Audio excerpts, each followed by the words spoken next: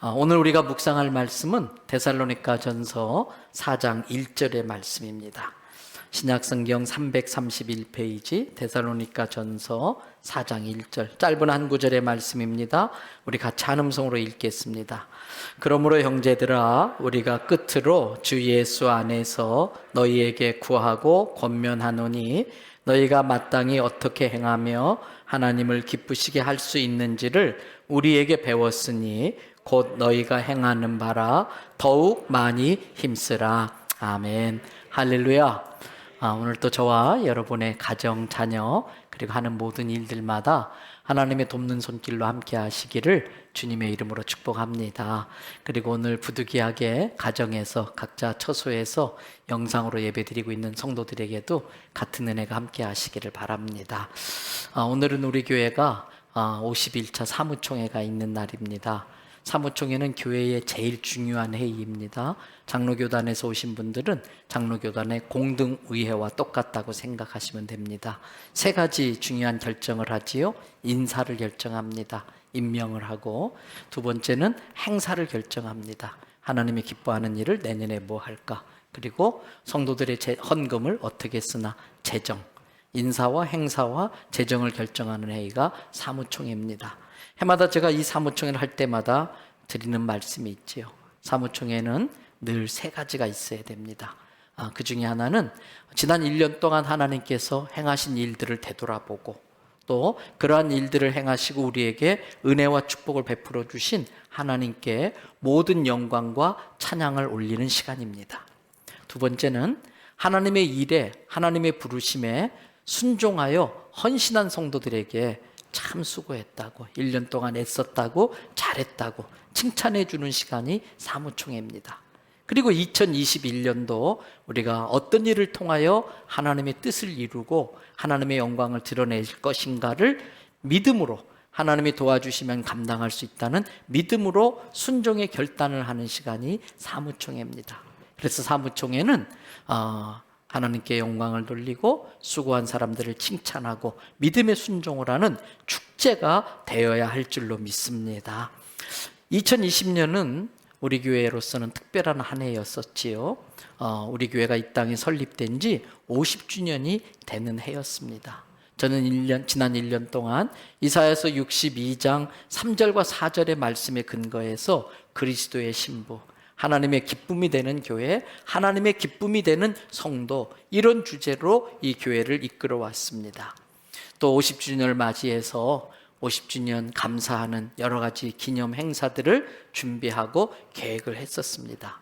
그러나 잠언 16장 9절의 말씀처럼 사람이 마음으로 그 길을 계획한다 할지라도 그것을 허락해서 이루게 하시는 분은 누구라고 그랬어요?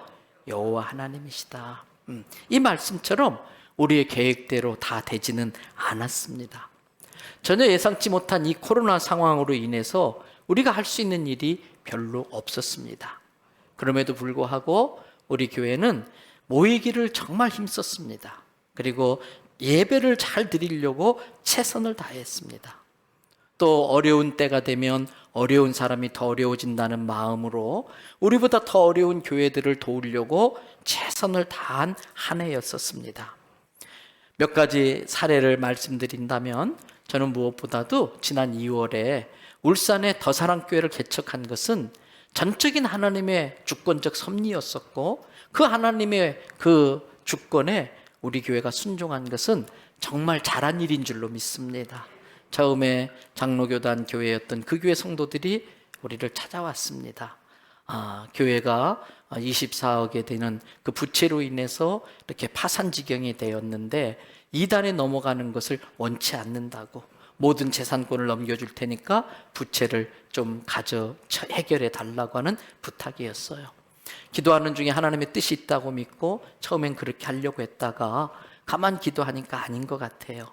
거기에 땅값만 하더라도 30억이 이렇게 넘는 그러한 자산 가치가 있는데 그분들이 평생 헌신한 그것을 그냥 우리가 덜컥 받을 수는 없었습니다. 그래서 기도 중에 다르게 제안했습니다. 재산권은 그냥 갖고 계시고 우리가 전부 다 갚아드릴 수도 있지만 그러면 당신들이 하는 게 별거 없을 것 같습니다. 3년에 걸쳐서 10억을 갚아드리고 또 3년 동안 이자는 저희 교회가 다 부담해 드리겠습니다. 3년 동안 열심히 교회를 부흥시켜서 나머지 몫은 여러분들이 감당하면 좋겠습니다. 그래서 우리가 재산권도 가져오지 않고 지난 2월 달에 급한 5억을 먼저 갚아드렸습니다. 그리고 3년에 걸쳐서 나머지 5억도 갚아드리고 3년 동안 이자를 감당해 주기로 했었지요. 그런데 참 감사하게도 우리 성도들이 이 어려운 코로나 상황에서도 울산 더사랑교회를 위해서 열심히 헌금을 해주셨습니다. 그래서 지난 5월 달에 1억 5천을 더 추가로 갚아드릴 수 있었고 지난 9월 달에 또 1억을 갚아드릴 수 있었습니다. 여러분, 그러면서 우리가 이제 남은 2억 5천을 앞으로 3년 동안 또 계속해서 이자를 감당하면서 지원을 해드릴 거예요. 저는 지금의 성장 추세를 볼 때에 울산 더사랑교회는 충분히 그 기간 안에 자립할 수 있을 줄로 믿습니다. 그 증거들이 보입니다.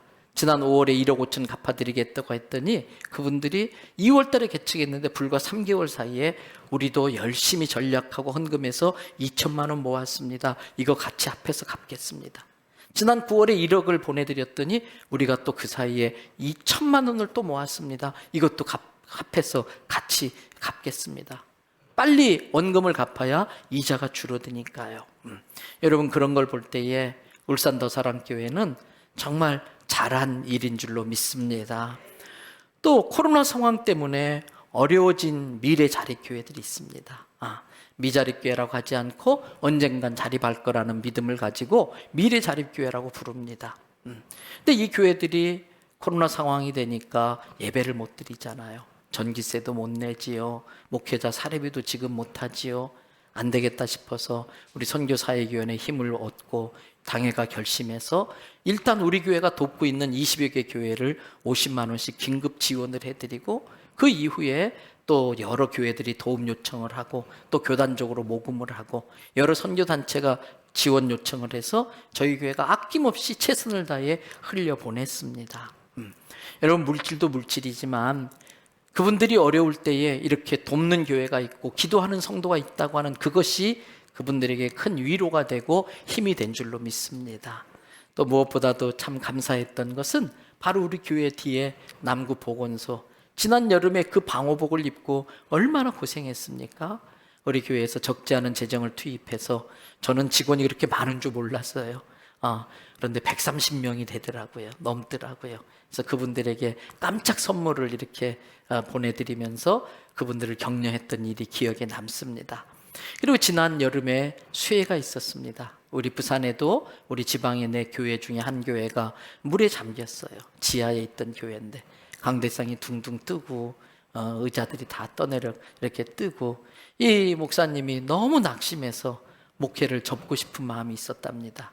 그런데 생각지도 않게 교회를 다시 리모델링 하라고 이렇게 재정 후원을 하는데 그중에 우리 교회가 한 몫을 감당했어요. 목사님들 모임에 이분이 오랜만에 나오셔서 울면서 간증을 하시더라고요.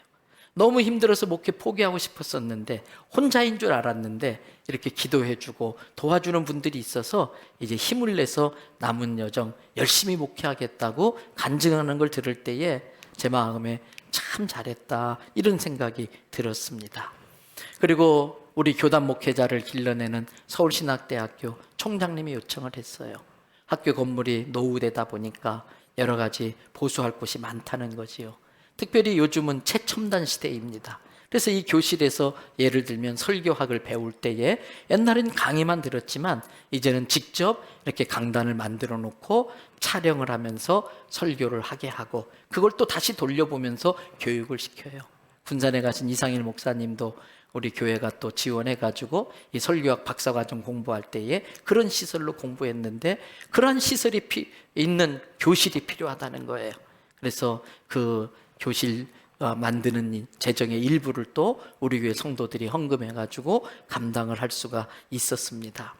최근에는 제가 교단 국내선교위원회 부위원장을 맡고 있고 또 내년에 위원장을 맡게 될 텐데 이 국내선교위원회가 맡아서 교단 차원에서 진행하는 교회 재활성화 프로젝트라는 것을 했습니다. 어려운 교회를 이렇게 돕는 것도 참 좋지만 가끔은 목회적 환경에 따라서 마치 밑 빠진 독에 물 붓는 것 같은 생각이 들 때도 있거든요. 그래서 이번에는 조금만 도와주면 금방 자립할 수 있는 교회들, 이렇게 공모를 했습니다. 우리가 이런 일을 할 테니까 신청하세요. 전국의 많은 교회들이 현재 우리 교회는 이런 상황입니다. 이러한 사역을 집중적으로 합니다. 그런데 이러한 도움이 필요합니다. 이렇게 도와주시면 우리가 일어설 수 있습니다. 그걸 다 심사했어요, 일일이. 그리고 직접 현장에 가서 확인을 다 해가지고 11교회를 선정을 했습니다. 그래서 월세 내는 교회는 전세 보증금을 마련해주고, 엘리베이터 없는 교회는 엘리베이터 있는 교회로 옮겨주고, 어떤 교회는 리모델링을 다 해주고, 한 6억 정도 예산이 들어가는데, 저희 교회에서는 우리 교회 가까운 경남 함양에 있는 효리교회를 지원해 드리기로 했습니다. 이 효리교회는 부산 동래 지역에 있는 곳에서 학원을 하시던 장로님이 늦게 하나님의 부르심을 받고 신학을 공부하고 목사님이 되셨습니다. 그 교회 담임 목사로 부임하신 다음에 자기의 그러한 전에 있었던 그러한 직업을 이렇게 살려가지고 이 시골 학교회에서 무료 공부방을 했습니다. 동네 아이들이 학원도 없는 그 시골에서 무료로 수학을 가르쳐주고 영어를 가르치다 보니까 성적이 쑥쑥 올라가는 거예요. 그걸 보고 또 부모들이 그 교회를 따라 나와요. 처음에는 다 이렇게 허물어져 가는 것 같은 교회에, 낡은 교회에 한 10여 명 정도 교인이 나왔는데 요즘은 한 46명, 50명까지 나온다고 그래요. 그 중에 절반 이상이 교회 학교 아이들이라고 그래요. 이 교회가 이렇게 천장도 성면으로 돼 있고 냉난방도 안 되고 문도 다 덜컹거리고 마루도 깔아야 되고, 그래서 이렇게 지원 요청했어요. 얼마면 되냐 그랬더니 한 3천만 원 좀 더 들 것 같아요. 그래서 우리 교회에서 또 이것도 하나님이 하라는 겁니다. 그런 믿음을 가지고 그 교회를 새로 곧 이제 리모델링을 시작할 겁니다. 저는 믿기는 이 효리교회를 통해서 그 마을 전체가 다 예수님 믿고 구원받게 될 줄로 믿습니다. 그리고 이번 주 중에는 이 남구 지역에 사는 어려운 분들에게 성탄의 소식을 알리고 또 복음을 이렇게 전하면서 그분을 위로해 드리려고 이 앞에 있는 사랑의 쌀 하고, 또 해마다 우리 교회가 남구 지역 장학회에다가 장학금 500만 원씩을 지원하거든요. 아마 오늘까지 마감하면 거의 300포 가까이 들어올 것 같은데, 한 포 이렇게 가격 계산하니까 거의 뭐 한 900만 원, 1000만 원 돈이 되더라고요. 거기에 또 장학금 500만 원 보태서 이렇게 가져가면은 아마 많이 위로가 되고 힘이 되리라고 생각합니다. 그 밖에 일일이 말씀드리지 못하지만 우리가 소소하게 여기저기 또 이렇게 후원해 드린 것, 또 무엇보다도 매달 우리가 파송한 선교사님들의 생활비를 지원하고, 또 파송하진 않았지만 우리 교회와 같이 협력하는 선교들, 선교단체들 후원하는 것 다 합하니까 올해는 이래저래 거의 한 10억 원 정도의 재정을 외부로 흘려보냈더라고요. 우리 교회가 1년 경상비가 이래저래 한 20억 가까이, 한 19억 얼마가 됩니다. 이 재정에서 10억 정도를 외부에 흘려보냈다고 하는 것은 우리가 할 수 있는 최선을 다한 줄로 믿습니다. 저는 늘 그런 기도합니다. 하나님, 우리 대연성결교회가 이 부산 땅에 하나님이 사용하시는 하늘나라 창고 같은 교회 되게 해 주십시오. 저는 우리 주 예수 그리스도의 복음을 온 땅에 전하기 위해서 이런 일을 우리가 최선을 다할 때에 하나님이 기뻐하시는 줄로 믿습니다. 하나님께 인정받으면 하나님은 우리에게 믿고 맡깁니다. 너네들 하는 거 보니까 참 잘한다, 내 마음에 쏙 든다, 이 일도 좀 마저 해주라. 그 일들을 할 수 있도록 하나님이 우리 성도들의 생업을 번창시켜 주시고 성도들의 기업을 축복해 주실 줄로 믿습니다. 더 많이 일하라고. 이제 우리 교회는 2021년도 회개년도를 시작합니다. 저는 기도 중에 오늘 본문 말씀인 데살로니가전서 4장 1절을 주제 성구로 정했습니다. 제가 정했다기보다는 기도 중에 성령께서 감동으로 주신 말씀을 받았다고 하는 게 옳겠지요. 우리 같이 한 번 더 데살로니가전서 4장 1절을 읽어보겠습니다.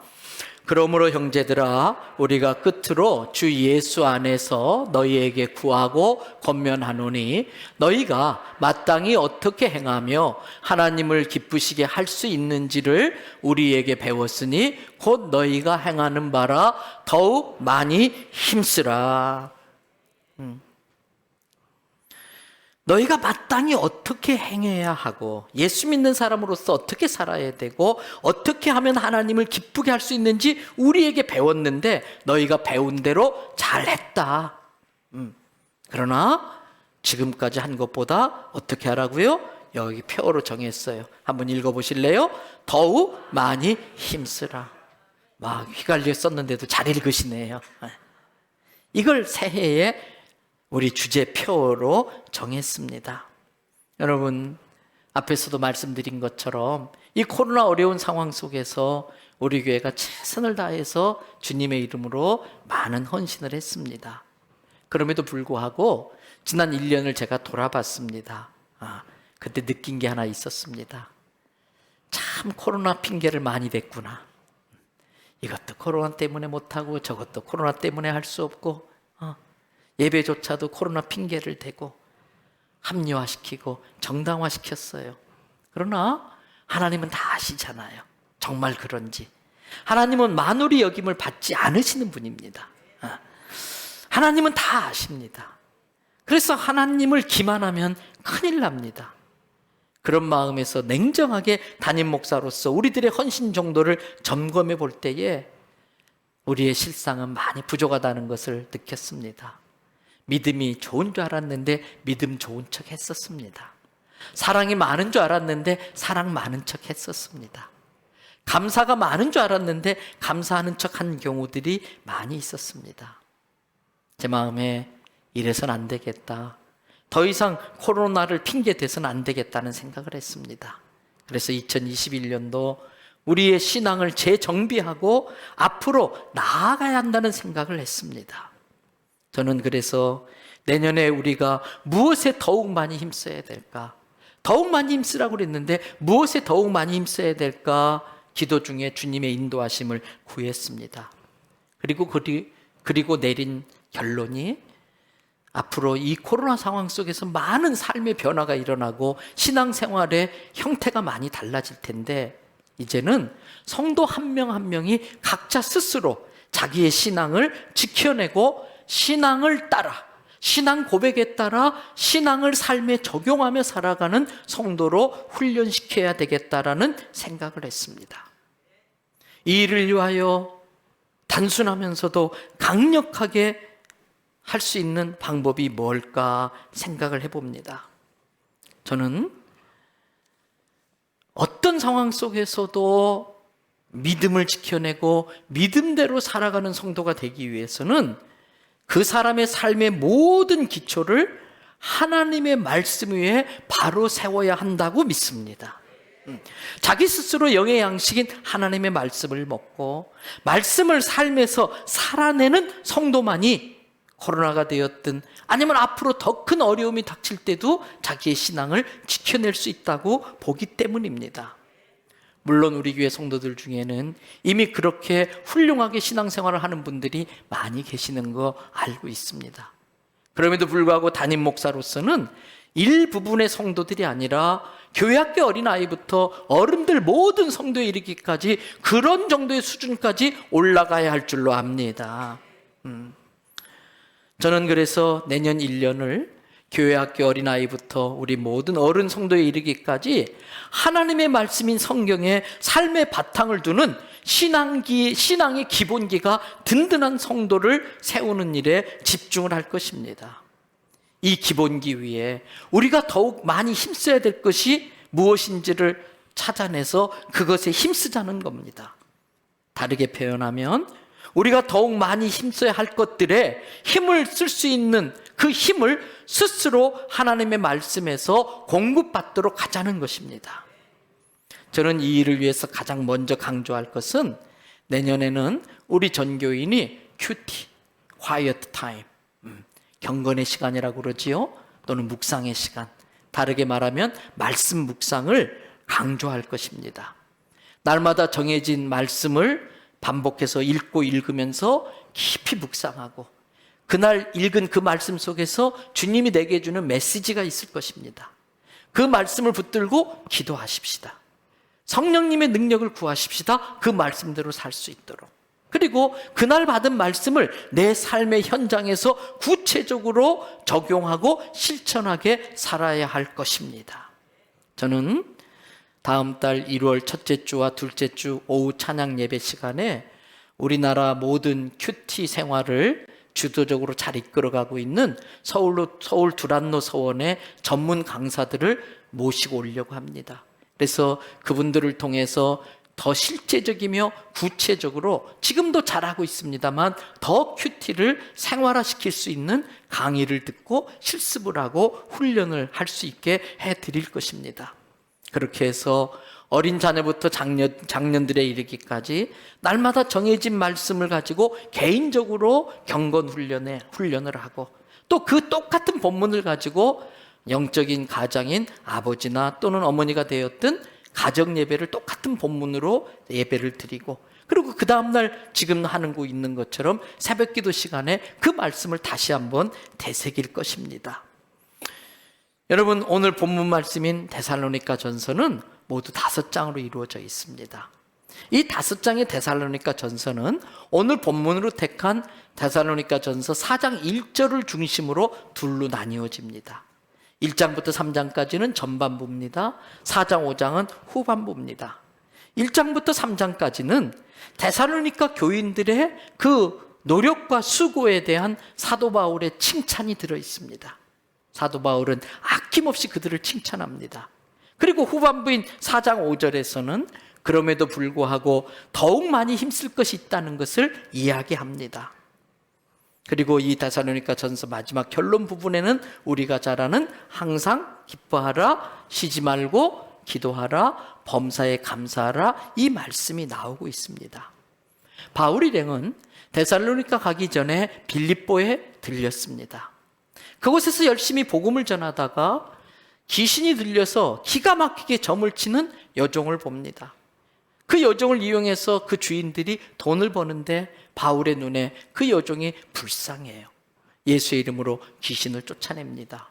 돈벌이가 사라진 그 여종의 주인들이 바울 일행을 고발하고 감옥에 가둡니다. 감옥에 갇힌 바울 일행은 그래도 낙심하지 않습니다. 거기서 열심히 찬송하고 기도합니다. 그때 갑자기 옥토가 막 흔들립니다. 옥문이 활짝 열립니다. 나갈 수 있었지만 바울은 나가지 않습니다. 그 모든 상황을 경험한 그 감옥을 지키는 책임자인 간수장이 감동을 받습니다. 바울 일행을 자기 집에 데려가서 복음을 듣고 온 가족이 예수님을 영접하고 세례를 받고 그것이 빌립보 교회의 시작하는 계기가 됩니다. 그 후에 사도 바울 일행은 부득이하게 핍박을 피해서 베레아를 거쳐서 데살로니가로 가게 됩니다. 그러나 그들은 바로 이 직전에 빌립보에서 그렇게 하나님의 놀라운 역사를 경험하면서 은혜와 성령으로 충만한 상태가 되어 있었습니다. 왜? 복음을 위해서 핍박을 감수하고 살았더니 하나님의 옥문도 열리게 만드는 기적과 능력을 행하는 것을 직접 체험한 겁니다. 그래서 사도 바울은 어디나 가도 그랬지만 특별히 이 데살로니가 지역에서는 더 강력한 성령의 감동과 확신을 가지고 복음을 전하는 겁니다. 그때 사도 바울의 심정이 데살로니가 전서 1장 5절에 나와 있어요. 성경 앞으로 한 2장 넘겨서 또 스크린에 말씀 떴네요. 같이 한번 읽어보십시다. 이는 우리 복음이 너희에게 말로만 이른 것이 아니라 또한 능력과 성령과 큰 확신으로 된 것임이라. 우리가 너희 가운데서 너희를 위하여 어떤 사람이 된 것은 너희가 아는 바와 같으니라. 너희가 아는 바와 같으니라. 너희가 받지 않느냐? 우리가 사람의 말로 듣기 좋은 말로만 한 것이 아니라 실제 우리 사역 가운데 능력이 나타나고 성령님이 역사하고 우리가 큰 확신으로 너희에게 복음을 전했다. 여러분, 놀랍게도 사도 바울이 데살로니가 머문 시간은 3주밖에 안 됩니다. 그럼에도 불구하고 이렇게 강력히 복음을 전할 때에 데살로니가 지역 사람들이 감동을 받아요. 마치 마른 스펀지가 물을 흡수하듯이 복음이 그들에게 쫙쫙 빨려 들어가는 것입니다. 그리고 사도 바울 일행은 또 빌립보에서 거기까지 쫓아와가지고 핍박하는 사람들 때문에 불과 3주 만에 부득이하게 데살로니가를 떠나서 아테네로 가게 됩니다. 여러분, 그런데 놀라운 일이 생겼어요. 그 3주 만에 데살로니가에 교회가 개척된 겁니다. 그리고 그 교회에 대한 소문이 사도 바울에게 들리기 시작해요. 마게도니아 지역과 지금의 발칸반도예요. 루마니아 있고 한 그 지역에, 이 마게도니아 지역과 아가야 지역에 데살로니가 교인들의 그 신앙의 아름다운 모습이 소문이 쫙 퍼졌다는 거예요. 이제 막 예수님을 믿기 시작한 데살로니가의 어린 신자들을 놔두고 떠날 수밖에 없었던 사도 바울은 마음의 안타까움과 염려가 가득했었는데, 그 교회의 소문을 듣는데 얼마나 감사한지 몰랐어요. 1장 6절 7절을 한번 보십시다. 또 너희는 많은 환난 가운데서 성령의 기쁨으로 말씀을 받았다. 성령의 감동으로 어떻게 이런 말씀이 있을 수 있을까? 어떻게 이렇게 말씀이 꿀과 송이보다 더 달까? 기쁨으로 그 말씀을 쫙쫙 받았다는 거예요. 그리고 예수 그리스도로부터 가르침을 받아서 말씀대로 살고 있는 사도 바울 일행과 또 그들이 전한 예수 그리스도를 뭐하는 자가 되었다? 본받는 자가 되었다. 옛날에는 우리 어머니들이 한복 같은 걸 집에서 직접 지어 입으셨잖아요. 그리고 요즘처럼 양복도 기성복으로 사 입지 않고 양복점에 가서 맞추잖아요. 가면은 본이라는 게 있더라고요. 두꺼운 이렇게 종이를 가위로 오려가지고 걸어뒀다가 그거 가지고서 그거 대고 천을 자르는 게 본이에요. 예수를 믿으면 예수의 본이 뜨여져야 돼요. 예수 믿으면 내 삶에 예수의 본이 떠 있어야 돼요. 데살로니가 교인들이 예수의 본을 뜬 사도 바울 일행을 보고 또 그들이 전한 예수를 보고 본받아서 그렇게 됐다는 거예요. 그래서 7절, 그렇게 처음부터 신앙생활하는 이 데살로니가 교인들의 소식이 마게도니아와 아가야에 있는 모든 자에게 뭐가 됐다? 또 본이 됐다는 거예요. 저는 우리 대연성결교회 성도들이 예수 그리스도의 본이 되기를 바랍니다. 그 본 때문에 우리 성도들을 보고 또 예수의 본이 떠여지는 사람이 생겨나야 되는 거예요. 이 부산 지역과 우리나라 세계 열방 가운데. 여러분, 그 소문이 얼마나 좋은 소문인지 잘 아시지요? 모든 일은 소문이 잘 나야 돼요. 사람도 또 가정, 식당도 교회도 소문이 잘 나야 돼요. 여러분, 사람에 대한 소문을 평판이라고 그럽니다. 그 사람의 평판이 나쁘면요, 될 일도 안 돼요. 그 사람 믿을 만한 사람이 못 되는데, 그 사람 도와줘봤자 은혜를 몰라. 평판이 안 좋으면 될 일이 안 돼요. 근데 그 사람 참 신실해, 믿을 만해, 지금 참 어려워서 저런데 이번에 한번 도와주면 반드시 은혜를 갚을 사람이야.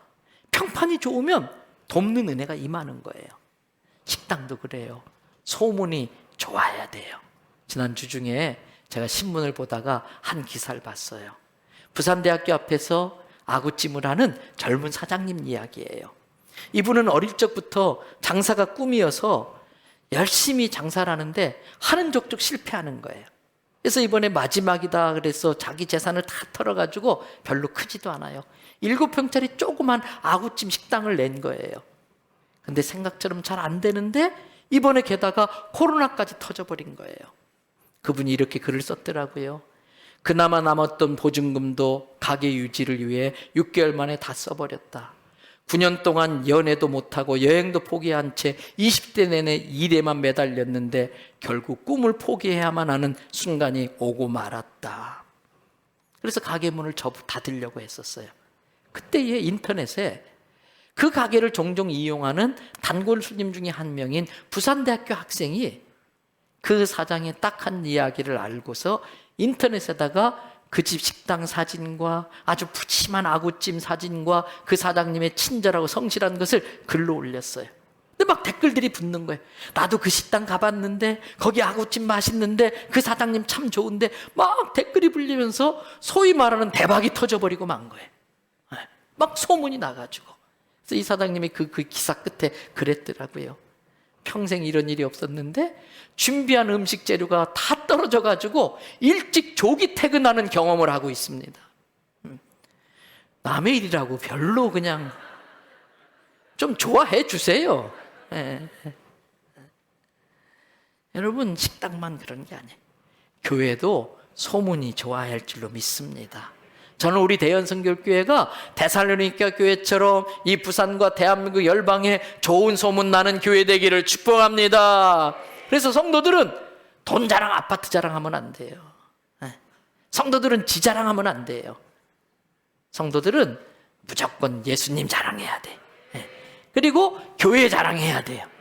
그리고 부족한 목사지만 좋은 게 좀 있다 싶으면 목사 자랑도 해주면 교회가 부흥해요. 제가 직접 말하라니까 좀 민망해요. 그러니까 교회 자랑, 예수님 자랑, 목회 자랑을 하시면 교회가 부흥하는 거예요. 여러분, 이 데살로니가 교회 소식을 들은 사도 바울이 궁금한 거예요. 어떻게 저렇게 될 수 있었지? 그리고 더 자세히 알고 싶은 마음에 자기 사랑하는 제자 디모데를 보내는 겁니다. 그리고 그들을, 디모데를 통해서 보호를 받는데 1장 3절의 표현처럼 데살로니가 교회는 믿음의 역사가 많이 일어났어요. 믿음을 가지고 말씀대로 순종했더니 하나님이 함께하는 많은 일들이 일어났다는 거예요. 또 데살로니가 교회는 사랑의 수고를 아끼지 않았어요. 자기들도 힘들지만, 핍박과 환란이 있지만 더 힘든 사람들을 위해서 열심히 사랑을 실천했어요. 그리고 무엇보다도 그 환란 가운데서 소망으로 인내를 한다고 그랬어요. 천국에 대한 소망을 가지고 그 어려움을 잘 인내하면서 버티는 거예요. 믿음, 소망, 사랑, 이 세 가지가 데살로니가에 다 있었던 거예요. 디모데를 통해서 데살로니가 이야기를 들은 사도 바울은 너무나 기뻤어요. 3장 7절부터 10절 한번 보세요. 이러므로 형제들아, 우리가 지금 아주 궁핍하고 먹을 게 없고 또 많은 핍박과 환난 가운데 있었는데 너희 이야기를 들었다. 너희의 그 믿음의 역사와 사랑의 수고와 소망의 인내 이야기를 들은 것으로 말미암아 너희에게 무엇을 받았다? 위로를 받았다. 할렐루야. 여러분, 사람은 이렇게 누군가에게 위로를 주는 사람이 돼야 돼. 그 사람 만나고 오면 힘이 나야 돼. 어떤 사람하고 30분만 이야기하면 맥이 쫙 빠져버려. 다시는 만나고 싶지 않아. 교회도 마찬가지예요. 우리 교회만 잘 되면 된다, 이거 아니, 있을 수 없어요. 우리 교회도 어렵지만 더 힘든 사람들을 위로하는 교회가 돼야 할 줄로 믿습니다. 그래서 8절 보십시오. 너희가 주 안에서 굳게 서 있다는 이야기를 듣고 사도 바울 일행인 우리가 이제는 뭐라고요? 휴, 이제 됐다. 안심이다. 잘하고 있구나. 여러분, 믿음직해야 돼요. 그 사람 이야기 들으면 괜찮아. 그 사람은 믿어도 돼. 안심이 돼. 걱정 없어. 이러한 든든함이 있어야 돼. 또 9절을 보세요. 우리 하나님 앞에서 너희로 말미암아 모든 기쁨으로 뭐 한다? 기뻐한다. 하나님 너무 고마워요. 너무 감사해요. 우리가 한 게 별로 없는데 3주밖에 없었는데 저렇게 믿음의 쓰는 걸 보니까 너무 좋아요. 이런 소리가 들려야 돼. 요즘 제 핸드폰에 세계 각지에서 선교사님들이 막 사진을 보내요. 무슨 사진이냐면 우리 선교사역위원회가 해마다 이때쯤 되면은 성탄 선물을 보내요. 미리미리 보내가지고 성탄 때 받게 해요. 별거 아니에요. 열어보면 라면 몇 개 들어있고 참치캔 몇 개 들어있고 새우깡 들어있고, 근데 그걸 받은 선교사님들이 막 환호성을 지른대, 아이들이. 그러면서 저한테 그래요. 이번에 보내준 라면 우리가 끓여 먹고 있습니다. 보내주신 된장으로 우리가 오랜만에 고향의 맛을 느낍니다. 막 그걸, 음식을 보내주는 거예요. 저는 그분들이 그 포장을 뜯고서 하나님 감사합니다. 대연성결교회가 이렇게 귀한 선물 보내주셔서 감사합니다. 막 감사할 때에 그 감사가 하나님께 다 올라가는 거예요.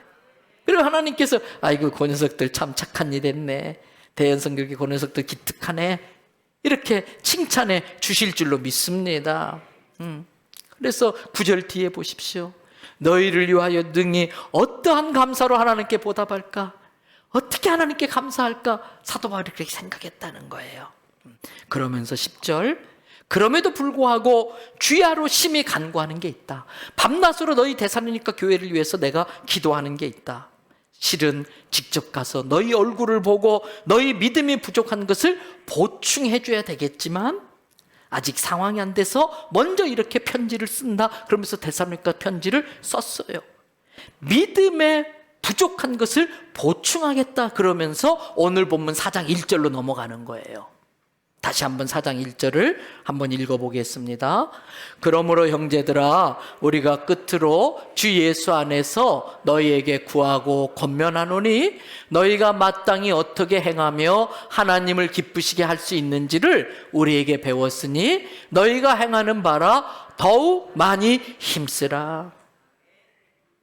예수 믿는 사람들로서 성결교회 성도로서 어떻게 행해야 하는지 그리고 어떻게 하나님을 기쁘게 할 수 있는지 우리에게 배웠지 않느냐. 그런데 너희가 배운 대로 잘한다고 들었다. 더욱 많이 힘쓰라. 금년 우리 교회표 다 같이 한번 읽어보십시다. 더욱 많이 힘쓰라. 글씨체가 멋지지요? 제가 이걸 막 이렇게 흉내를 내봤어요. 직접 쓴 건 아니고. 저는 이 데살로니가 4장 1절 말씀을 묵상하면서 이 교회의 사도 바울이 했던 더욱 많이 힘쓰라는 이 말씀이 우리 교회에 주시는 말씀으로 받기로 했습니다. 사도 바울은 4장 뒷부분에서 세 가지를 강조를 합니다. 첫째는요, 어떤 상황 속에서도 세속 문화가 판치는 상황 속에서도 경건 생활에 힘쓰라는 거예요. 특별히 우리 교회는 성결교단에 속한 성결교회입니다. 왜 성결교회라고 이름했을까요? 우리 성도의 삶이 이 세상과 구분되게 성결하게 살아야 된다는 뜻이에요. 저는 2021년 큐티 생활을 착실하게 해서 예수 그리스도의 본이 떼어진 경건한 생활에 힘쓰는 성도 되기를 축복합니다. 두 번째로 사도 바울은요, 지금도 사랑의 수고를 아끼지 않지만 더욱더 주변 다른 지체들에게 사랑하는 일에 더 힘쓰라는 거예요. 많이 흘려보내고 베풀고 축복의 통로로 하나님 나라의 창고로 쓰임받도록 하라는 거예요. 그리고 세 번째, 이 데살로니가 교인들에게 오랫동안 있지 못하다 보니까 사도 바울이 미처 신앙생활을 신앙교육을 마무리 짓지 못하고 왔는데 그 중에 하나가 재림론이었었어요. 그래서 이 데살로니가 교회는 재림에 대한 오해가 있었어요. 예수님 곧 오시는데 열심히 공부해서 뭐해? 예수님 오시면 이거 다 소용없어. 나는 열심히 기도만 할 거야. 열심히. 그러면서 자기 생활을 등한히 했었어요. 그러다 보니까 무의도식하면서 여기 가서 밥 얻어먹고 저기 가서 신세 지고 이런 사람이 있다 보니까 덕이 안 됐어요. 예수 안 믿는 사람들한테 손가락질을 받는 거예요. 사도 바울이 아니다. 우리가 죄 짓지 않기 위해서 그리고 도와달라는 사람에게 넉넉히 도와줄 수 있도록 우리가 해야 할 일을 성실히 열심히 해야 된다. 이 근면과 성실을 강조를 하고 있어요. 여러분, 예수님이 곧 오시지요. 그러나 오늘 사도 바울의 가르침은 이 데살로니가 전서 4장 5장을 재림론으로 마무리하고 있는데 예수님이 1000년 뒤에 오신다 할지라도 내일 오시는 것처럼, 그리고 내일 오신다 할지라도 사과 열매를 따기를 기대하면서 사과의 씨앗을 심는 마음으로 살아가라고 하는 게 바른 재림론이었었어요. 데살로니가전서 4장 16절부터 18절의 말씀을 보겠습니다. 주께서 오령과 천사장의 소리와 하나님의 나팔 소리로 친히 하늘로부터 강림하시리니 그리스도 안에서 죽은 자들이 먼저 일어나고 그 후에 우리 살아남은 자들도 그들과 함께 구름 속으로 끌어올려 공중에서 주를 영접하게 하시리니 그리하여 우리가 그 이후로는 항상 주와 함께 있을 것이니 18절 다 같이 읽어볼까요? 그러므로 이러한 말로 서로 위로하라. 내 신앙의 중심에 종말 신앙, 천국을 사모하는 마음, 재림 신앙이 있어야 된다는 거예요. 그래서 제가 종종 말씀드리지요. 병원에서 검사했는데 3개월밖에 못 산대요. 그러면 사람 대하는 거나 시간 사용하는 거나 돈 쓰는 게 달라지잖아요. 근데 우리가 진짜 예수님을 믿는 사람이라면 남은 시간이 3개월이든 3년이든 30년이든 똑같아야 돼요. 3개월 남았으면 이렇게 살고 3년 남았으면 저렇게 살고, 아니, 똑같아야 돼요. 주님 내일 오시는 것처럼 살아야 돼요. 이제 2021년 회계년도가 새로 시작됩니다. 코로나로 모두가 혼란스러운 상황이에요. 여러분, 복잡할수록 기본으로 돌아가야 돼요. 혼란스러울수록 가장 기본적인 것이 무엇인지를 생각해야 돼요. 우리 성도들의 삶의 바탕에는 우리 주 예수 그리스도와 하나님의 말씀이 삶의 밑바탕에 깔려야 할 줄로 믿습니다. 어릴 적 오뚜기 장난감을 기억하시지요? 지난주일에 오랜만에 드린 선교헌신 예배 때에 강사로 오신 온 성도 선교사님, 이 중국과 북한과 관련된 거라 교회 홈페이지에 올리지를 못해요. 지난주에 오셨던 분들은 너무 감동받았을 거예요. 탈북했던 여성이 너무 괴로우니까 철사로 이걸 그어가지고 이렇게 자살을 시도하는 그런 이야기부터 시작해서 그 어려운 이야기들을 듣는데, 이분이 설교를 마무리하면서 옛날 오뚜기 장난감을 사진으로 보여주시더라고요. 아래에는 빨간색, 위에 몸통은 노란색에 귀는 빨갛게 있는 병아리 닮은 그 오뚜기. 기억나시나요? 뭐 너무 가정이 어려워서 그런 장난감 없었어요? 몇 푼 안 되는 건데. 저도 어릴 때 갖고 놀던 기억이 나요. 걔를 툭 치면 어떻게 돼요? 넘어졌다가 발탁 일어나요. 재면서 또 쳐요. 또 일어나요. 또 쳐요. 또 일어나요. 나중에 이놈이 언제까지 일어나나 막 쳐보다가 누가 지쳐요? 내가 지쳐요. 계속 일어나. 근데 어느 날 안 일어나. 아무리 쳐도 안 일어나. 왜 이러지? 들고 흔들어 보니까 거기서 딸락딸락 딸그닥 소리가 나요. 어떤 일이 벌어졌나요? 심하게 갖고 놀다 보니까, 집어 던지다 보니까 그 밑에 뭐가 떨어졌어요? 추가 떨어져 버렸어. 우리의 신앙생활도 똑같아요. 우리의 삶 속에 우리 주 예수 그리스도를 믿는 믿음과 그분을 통해 우리에게 전해주신 하나님의 말씀이 추처럼 딱 버티고 있으면, 코로나가 됐든 앞으로 또 어떤 바이러스가 나올지 몰라, 어떤 연단이 오든 넘어져도 또 일어나고 넘어져도 또 일어나고 다시 일어나게 될 줄 믿습니다. 그러나 이 추가 떨어져 버리면 조금만 미뤄도 넘어져요. 그리고 퍼져버리고 못 일어나요. 지난주 중에 아직 검사 결과가 나오진 않았지만 의사 말에 의하면 담도암, 췌장암일 것이 확실하다고 진단을 받은 한 성도와 전화 통화를 했어요. 병원에 면회가 허락 안 돼서 이렇게 전화로 이렇게 기도를 해드리고 했는데, 이분은 우리 교회에서 처음 신앙생활을 하신 분이에요. 제가 위로하려고 전화했다가 도리어 위로를 받았어요. 그분이 전화를 통해 저에게 하시는 말씀이, 이 상황에서 제가 예수님을 몰랐으면 어떻게 했을까? 상상이 안 되는 거예요. 예수님 몰랐으면 내가 어떻게 됐을까? 근데 암일 거라고 하는 진단 이야기를 들은 상황에서도 예수님 생각하고 또 이 땅에 삶이 마치면 가게 될 천국 생각하니까 두려움이 하나도 없더라는 거예요. 한 번 사는 인생인데 주님 주신 시간 열심히 살다 가면 되지, 암과 친구 삼아서 남은 인생 살면 되지, 그러면서 마음이 평안하다 그러면서 저보고 목사님 병원 오지 마세요. 그리고 목사님 걱정하지 마세요. 도리어 저를 위로하더라고요. 어제도 순천에 주례해 주러 이렇게 가다 오는 길에 전화로 기도해드리고 또 앉아서 묵상을 하면서 그분을 위해 기도했어요. 그때 제 마음에 이분의 삶 가운데 예수님이 추가 탁 되시는구나, 그러니까 이렇게 흔들리지 않고 이 믿음을 지켜가는구나, 이런 생각을 했어요. 이제 말씀 마무리합니다. 사도 바울은 데살로니가전서 5장 14절에서 23절에 이렇게 결론을 내리고 있어요. 14절 말씀 보세요.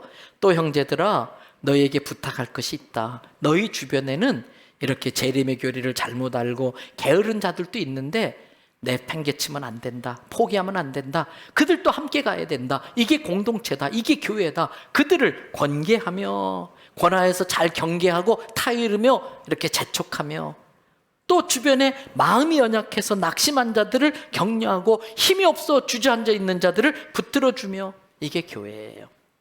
그리고 아직 미성숙해서 너의 마음을 힘들게 하는 사람에 대해서 어떻게 하라고요? 오래 참아라. 예수님이 십자가에서 그러신 것처럼 오래 참아라. 그리고 15절, 다른 사람들이 다 그런다고 해서 너도 누군가에 대해서 악으로 악을 갚으려고 하지 말고 오직 모든 사람에 대하여 뭐로 대하라? 선으로 대해라. 이게 예수 믿는 사람의 모습이다. 그러면 너희 마음이 16절 항상 기뻐할 수 있을 거야. 근데 그게 사람의 힘으로는 되지 않아. 그래서 17절 쉬지 말고 뭐 해라? 기도해라. 성령님 저 좀 도와주세요. 용서할 수 있게 힘주세요. 사랑할 수 있게 힘주세요. 저 사람까지도 참고 품을 수 있게 힘주세요. 쉬지 말고 기도해라.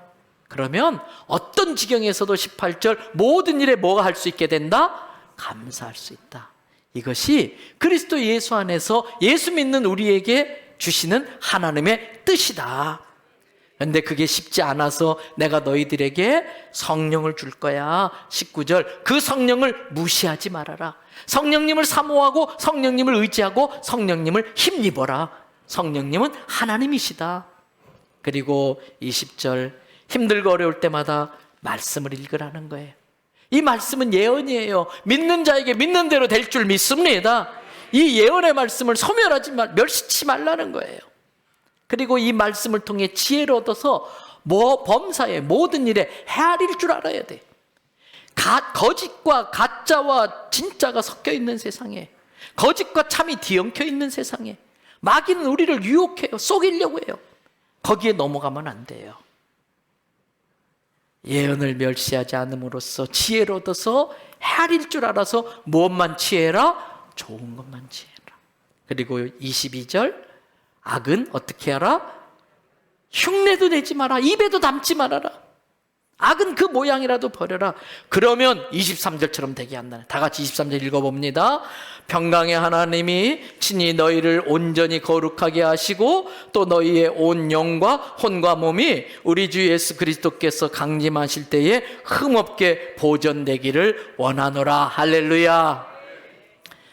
사랑하는 대연성결교회 성도 여러분, 2021년도도 어떤 파도가 올지 모르겠어요. 우리는 어떤 파도에도 다시 일어설 수 있도록 우리 삶의 밑바탕에 우리 주이신 예수 그리스도를 모시고 약속의 말씀을 추로 삼아서 늘 오똑오똑 다시 설 수 있기를 바랍니다. 그럴 수 있도록 우리가 더욱 많이 힘써야 될 것이 있습니다. 스스로 자기 신앙을 지킬 수 있도록 경건의 훈련에 힘써 주시기 바랍니다. 그리고 신앙은 실천입니다. 열심히 더욱 많이 사랑하는 일에 힘써 주시기 바랍니다. 그리고 성실함으로 돕는 사람이 될 수 있기 위하여, 도움받는 사람이 아니라 돕는 사람이 될 수 있기 위하여 그것이 무엇이 되었든 열심히 내게 맡겨주신 일을 감당해내는 우리 성도 되기를 주님의 이름으로 축복합니다.